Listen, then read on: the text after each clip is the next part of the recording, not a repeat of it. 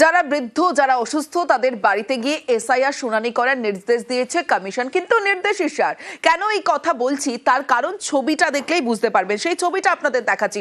অসুস্থ বৃদ্ধা, তাকে আসতে হয়েছে এভাবে। চুঁচুড়ায় আজও হিয়ারিং হয়রানির অভিযোগ। চুঁচুড়ার 12 নম্বর ওয়ার্ডের বাসিন্দা শিখা মিত্র শুনানিতে আসতে গিয়ে হয়রানির অভিযোগ রয়েছে।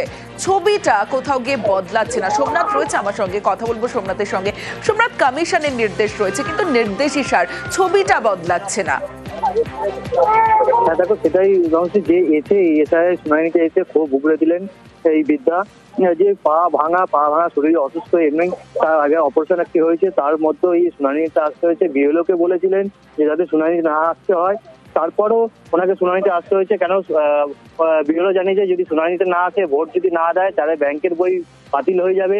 এবং তার এই বৃদ্ধ বয়সে তারা এই বয়সে এসেছে শুনানির জন্য।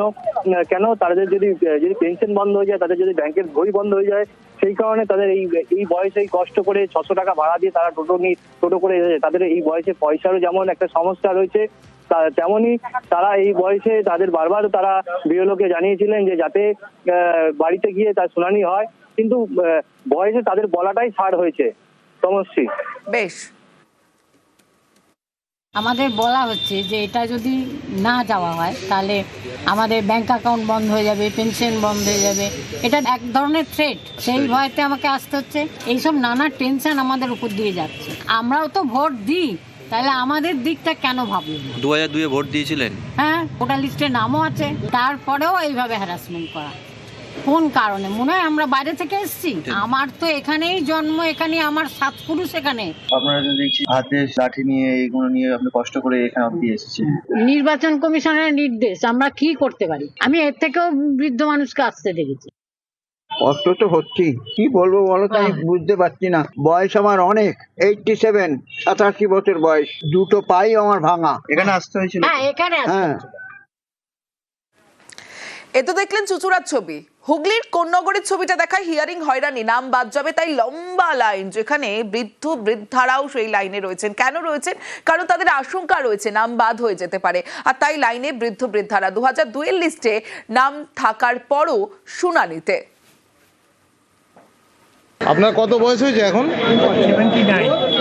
2002-এর নাম দেখালো, লিখে নিল সব কিছু, তাহলে বললো ও হয়তো নড়তে চড়তে পারে না, বলেছে আসবো, সব ডকুমেন্ট দেবেন। ওই জন্য আজকে আমি করতে পারি, কালকে ডকুমেন্ট আসে তো ভালো হয় না, এরকম তো হয় না, ভুল ভালো হচ্ছে। আমার 80 বছর, তাই মানে রানিং করছে 80 দশকে পড়েছি।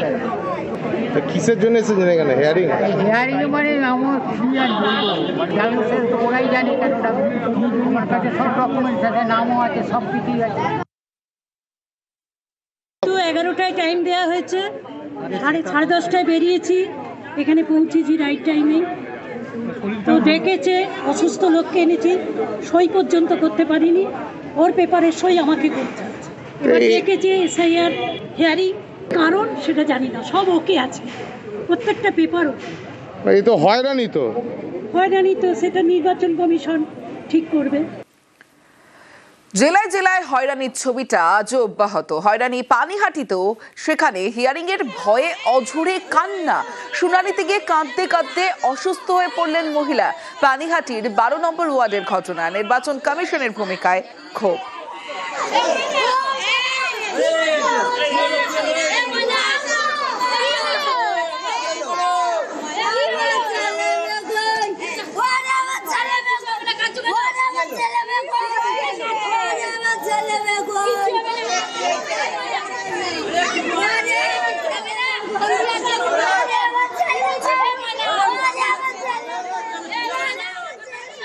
একশো 26 পার্টির এক ভোটার, খুবই গরিব, তার বার্থ সার্টিফিকেট নেই, পড়াশোনাও করেনি, স্কুল সার্টিফিকেট নেই। হঠাৎ দেখি লাইনে দাঁড়িয়ে কাঁপতে কাঁপতে পড়ে গেল, বিশাল আতঙ্কিত, এবং তাকে ধরে রাখা যাচ্ছিল না। বাড়ির লোককে খবর দেওয়া হলো, তার 2 ছেলে আসলো, তাকে ধরে নিয়ে তাড়াতাড়ি শুনানিতে নিয়ে যাওয়া হলো। তাকে এখন বাড়িতে পাঠানো হয়েছে। অবশ্যই হয়রানির শিকার। 2002 সালে নাম থাকা সত্ত্বেও 65 বছরের এক বৃদ্ধাকে শুনানিতে ডাকা হয়েছে। আমাকে হিয়ারিং এ ডেকেছে। আমার তো 2002 সালে আমার ভোট দেওয়া আছে, তাও আমাকে ডেকেছে। 50 বছর থেকে এই কলোনি দখল করে কলোনিতে, এখন যদি নাম বাদ চলে যায়, বাদ চলে যাক, ওতে আমার কোনো ভয় নাই। এবার দেখাবো এসআইআর হিয়ারিং এ প্যারালাইসিস আক্রান্ত চূড়ান্ত হয়রানি নকশালবাড়ির বৃদ্ধার। দেখুন, 1 বছর আগে পক্ষাঘাতে আক্রান্ত, বিএলওকে জানানোর পরও হিয়ারিং নোটিশ আর কোনো রকমে হিয়ারিং এর হাজিরা বৃদ্ধার। কমিশনের মানবিকতা নিয়ে প্রশ্ন।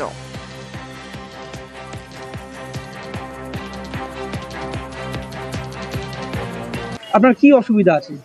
আমার অসুবিধা অনেক, বুকের শ্বাস থেকে পা চলে না ভালো করে, ওইটাই প্যারালাইসিস আছে কি? হ্যাঁ, আর বুকটা ধপধপ করে, তারপরে হাতে বাড়ি নাই। তারপরেও ডাকছে আপনাকে? হ্যাঁ, ওরকমের ডাকছে। কেন ডাকছে? আর কেন ডাকছে আমি কি বলবো? মানে হিয়ারিং এ ডাকছে? হ্যাঁ, হিয়ারিং। অসুবিধা হচ্ছে আসতে? হ্যাঁ, আসতে অসুবিধা হয়তো। আর বাড়িতে গিয়ে করলে ভালো হতো? বাড়িতে করলে তো ভালো হতো। মায়ের তো প্যারালাইসিস আছে পায়ে, তারপর ইয়ে আছে কি বলে হার্টেরও প্রবলেম আছে, মার শ্বাসকষ্ট আছে, তবু বাড়িতে যাইনি, হিয়ারিং করার জন্য আমাদেরকে নিয়ে আসতে হইলো। বিএলও কি জানে না বিষয়টা? বিএলও জানে, তারপরেও ডেকেছে? হ্যাঁ, তারপরেও ডেকেছে। কতটা অসুবিধা হচ্ছে আসতে? অনেক অসুবিধা, রাস্তাতে অনেক জার্কিনে মা হাঁটতে পারে না, গাড়িতে অসুবিধা হয়, বুক ধরপড় করে। আমার মা এত পুরানো মানুষ, আমাদের কাছে সবকিছু প্রুফ আছে, বিএলও গুলা লিখতে ভুল করছে আর আমাদেরকে এগুলা হ্যারাসমেন্ট করতেছে। এসআইআর এ ফের চড়া সুর, আবারও মুখ্য নির্বাচন কমিশনারকে চিঠি দিলেন মুখ্যমন্ত্রী, আর এ নিয়ে 5 বার।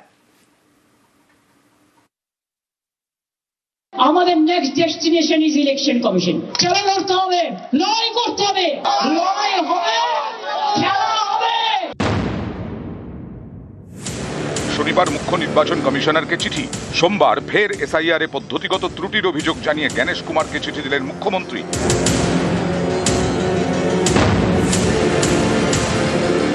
চিঠিতে মমতা বন্দ্যোপাধ্যায়ের অভিযোগ, শুনানিতে যোগ্যতা প্রমাণে প্রয়োজনীয় নথি নেওয়ার পর কোনো অ্যাকনলেজমেন্ট অথবা রসিদ দেওয়া হচ্ছে না, সেই কারণে খুঁজে পাওয়া যায়নি অথবা রেকর্ডে নেই বলে দেখানো হচ্ছে। এইভাবে ভোটার তালিকা থেকে নাম বাদ দিয়ে দেওয়া হচ্ছে, এটা ত্রুটিপূর্ণ, মেনে নেওয়া যায় না। মাথা খাটিয়ে বিচার না করে যান্ত্রিকভাবে বিষয়টি দেখা হচ্ছে, এতে সাধারণ মানুষের চরম হয়রানি হচ্ছে, সাংবিধানিক অধিকার থেকে ভোটারদের বঞ্চিত করা হচ্ছে। মুখ্য নির্বাচন কমিশনার জ্ঞানেশ কুমারকে লেখা চিঠিতে মুখ্যমন্ত্রীর আরও অভিযোগ, 2002-এ শেষ এসআইআর এর কোনো ডিজিটাইজড নথি ছিল না, ভোটার লিস্ট তৈরি করা হয় ম্যানুয়ালি, তাকে এখন আর্টিফিশিয়াল ইন্টেলিজেন্সের মাধ্যমে অনুবাদ করা হয়েছে। একাধিক ক্ষেত্রে নাম, বয়স, লিঙ্গ ও বাবা মায়ের নামে অসঙ্গতি তৈরি হয়েছে। এর জেরে লজিক্যাল ডিসক্রিপেন্সির নামে বৈধ ভোটারদের শুনানিতে ডাকা হচ্ছে। 23 বছর ধরে ভোটারদের অনেকেই কমিশনের ফর্ম 8 ফিল আপ করেছেন। প্রয়োজনীয় সরকারি নথি নিয়ে শুনানির মাধ্যমে ভোটার তালিকায় নাম নথিভুক্ত করেছেন ইআরও, এইআরও। 2025-এর ভোটার তালিকাতেও তাদের নাম রয়েছে, কিন্তু কমিশনই এখন সেটা মানছে না। ভোটারদের আবার প্রমাণ করতে হচ্ছে যে তারা বৈধ ভোটার।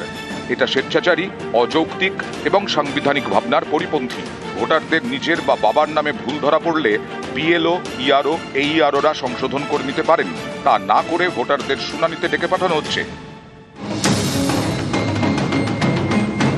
এসআইআর এর পদ্ধতিতে ত্রুটি এবং তার জেরে ভোটারদের হয়রানি। এর আগেও মুখ্য নির্বাচন কমিশনারকে একাধিক চিঠি দিয়েছেন মমতা। শনিবারের চিঠিতে ছত্রে ছত্রে ক্ষোভ উগড়ে দেন মুখ্যমন্ত্রী, লেখেন, এটা অত্যন্ত লজ্জার বিষয় যে নোবেলজয়ী অর্থনীতিবিদ অমর্ত্য সেনের মতো আন্তর্জাতিক খ্যাতিসম্পন্ন ব্যক্তিত্বকে হিয়ারিংয়ে হাজির হতে বলা হয়েছে যোগ্যতা প্রমাণ করার জন্য। অমানবিক এই প্রক্রিয়ার শিকার জয় গোস্বামী, দীপক অধিকারী, মোহাম্মদ শামী এবং ভারত সেবাশ্রম সংঘের মহারাজও। এটা কি নির্বাচন কমিশনের ঔদ্ধত্য নয়? শনিবার এই চিঠি, তারপর আবার সোমবার এসআইআর ইস্যুতে কমিশনে লেখা মুখ্যমন্ত্রীর 5ম চিঠি। নিউজ 18 বাংলা।